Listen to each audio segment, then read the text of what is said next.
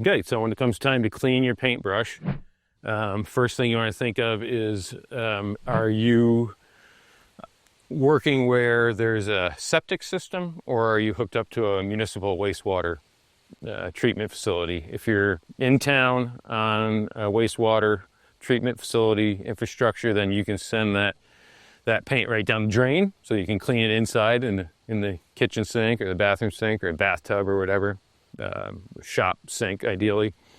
We're here where there's a septic system in a rural area, so we are not going to put it down the drain. We're just going to dump it onto the ground. And this is latex paint.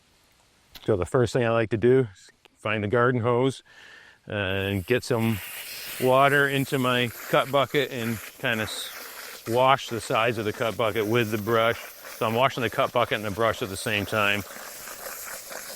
We can spin that around using the brush to scrape the paint off the sides of the bucket. That's the initial rinse, and give it a little jab the bristles down onto the bottom of the cut bucket to try and force the water through the bristles. So after the initial rinse, I'll get rid of that water, put some fresh water in my cut bucket with the brush, and I fill it up. I got 2 or 3 inches of water in there, so it's, pretty much up to the ferrule. At this point, I would take the wire brush and work out any dried paint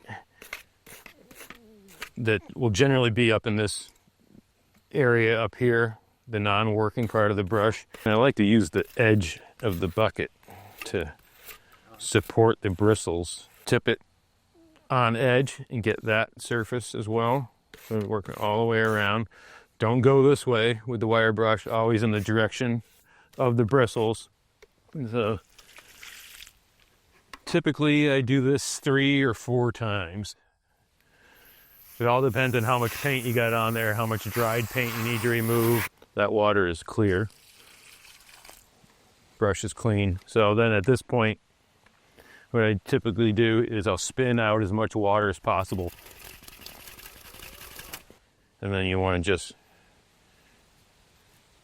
reform the shape of your brush with your hands, put it back in its package, the brush cover, save it, take care of it, don't rip it, keep it in good shape, put your brush back in there, and it'll last for years.